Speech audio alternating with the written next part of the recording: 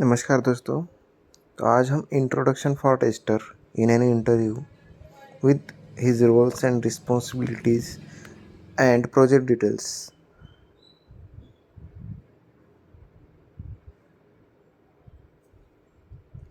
ये सब चीज़ें यहाँ पे हम देखने वाले हैं। तो उसके पहले मैं आपको कुछ चीज़ें बताऊँगा कि आप कहाँ पे भी जाओ, मतलब आप किसी कॉलेज में क्लास में जाओ या किसी आप नए पर्सन के सामने जाओ, तो फर्स्ट थिंग जो रहती है आपकी, तो वो क्या रहती है कि इंट्रोडक्शन।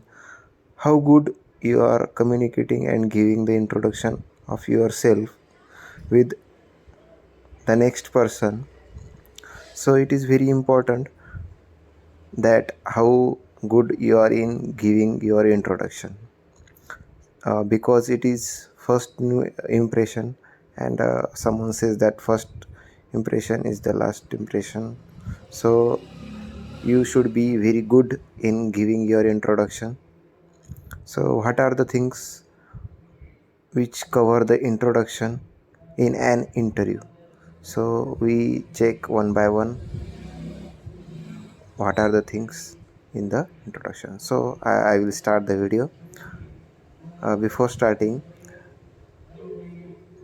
आपको मैं एक चीज़ कहना चाहूँगा कि अगर आपने चैनल को सब्सक्राइब नहीं किया है तो चैनल को सब्सक्राइब कीजिए, और अगर आपको वीडियो अच्छा लगा तो वीडियो को लाइक कीजिए और अपने दोस्तों के साथ शेयर कीजिए। तो इंट्रोडक्शन में आपको फर्स्ट चीज़ रहती है, तो आपको आपका नाम बताना होता है। अगर इंग्लिश में बताना है तो इंग्लिश में आपको पता है क्या क्या चीज़ें रहती है। My self, my name is, I am. तो इन 3 चीज़ों में से आपको माई नेम इज़, ये जो है ये यूज़ करना है। My name is XYZ, I have done my graduation, means you can say I have done my engineering from XYZ university. After that, you have to tell about your skills, like I am proficient in automation testing, I am proficient in manual testing, I am proficient in SQL, I am proficient in DB testing, I am proficient in ETL testing, AWS cloud, big data testing. What are the things you have to say? You can say in that manner. Okay. First आपको आपका नाम बताना है, उसके बाद आपको आपका education बताना है। ज़्यादा कुछ यहाँ पे डिटेल में आपको बताने की ज़रूरत नहीं होती है, तो थोड़ा थोड़ा बताना है। उसके बाद आपको, मतलब आपको बहुत सारी चीज़ें कवर करनी होती है। इसके लिए आपको इंट्रोडक्शन आपका उतना ज़्यादा नहीं आपको बताना होगा, ऐसा मेरा मानना है, क्योंकि वो अच्छा लगता है। शॉर्ट एंड स्वीट इंट्रोडक्शन होना चाहिए। ओके। उसके बाद आपको आपके स्किल होने के बाद आपको डायरेक्टली आपको आना है आपकी जो प्रीवियस कंपनी, यानी कि अगर आप कंपनी में आपका मतलब आपका नोटिस पीरियड ख़त्म हुआ है तो आपकी वो प्रीवियस कंपनी होती है। अगर नहीं हुआ है तो आपकी करंट कंपनी होती है। ओके। तो अगर आप कंपनी में करंटली वर्किंग कर रहे हो तो आपको बताना है कि I am currently working in XYZ organisation as test analyst, automation tester, or ETL tester, or DB tester, whatever you are the role, you can say that. Okay. After that आपको बताना है कि my roles and responsibilities in XYZ organization is।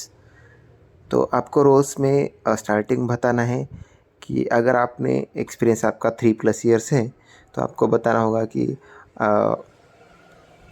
मतलब starting कैसा करता है वो मैं आपको बताता हूँ। कोई भी प्रोजेक्ट हो तो प्रोजेक्ट में फर्स्ट क्या आती है आपके पास, आती है रिक्वायरमेंट, आती है बिजनेस रिक्वायरमेंट स्पेसिफिकेशंस, जो है वो BA के पास आता है। उसके बाद आपके पास आते हैं SRS डॉक्यूमेंट। तो आपको बताना है कि to understand the BRS document, review and analyse the functional specification and detail design documents. ये लाइन आपको रट के ही याद करनी है। ओके। तो इसके बाद आपको क्या करना है, ये हुआ। उसके बाद आपका आता है प्रोजेक्ट प्लान, टेस्टिंग प्लान आता है। तो उसके बाद आपको बोलना है कि I am interacting with the business analyst and developers to design the better test plans, test strategies based on the requirements. तो ये आपको भी सेकंड लाइन, ये भी आपको परफेक्टली आनी चाहिए। उसके बाद क्या आता है, टेस्ट प्लान डिज़ाइन होने के बाद आपका आता है analysis of the test cases. After that, I analyze the test cases and test design, test scenarios based on the requirements. Okay, उसके बाद आप क्या करते हैं? उसके बाद आप करते हैं कि आप जो है पूरा का पूरा जो टेस्ट केसेस रिटर्न का काम है वो उसके बाद करते हैं, एनालिसिस होने के बाद. तो आपको कहना है कि after that I write the test cases according to the mapping sheet from source and target systems. Okay, इतना ही कहना है. उसके बाद आपको कहना है after that I execute the test cases, raises the defects and giving daily status to the higher authorities are all those my roles and responsibilities. ये चीज़ें आपको कहनी है.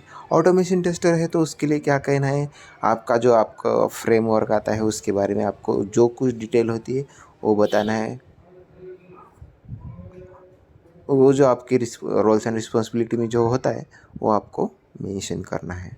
ओके, और टेस्टर के लिए मतलब आप अगर एसक्यूएल ईटीएल टेस्टर है, आप टेबल जो मैचिंग करते हैं उसके बारे में भी आपको थोड़ा कुछ यहाँ पे बताना है कि I am matching the records from source and target tables according to the mapping sheet.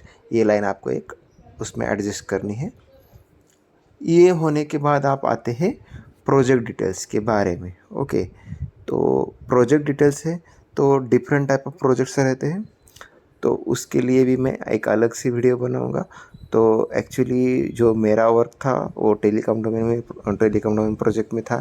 तो टेलीकॉम डोमेन प्रोजेक्ट के लिए मैं एक अलग सी वीडियो बनाऊंगा. उसमें आपको डिटेल बताऊंगा कि टेलीकॉम डोमेन प्रोजेक्ट कैसा वर्क करता है और उसके लिए आपको क्या क्या बताना है.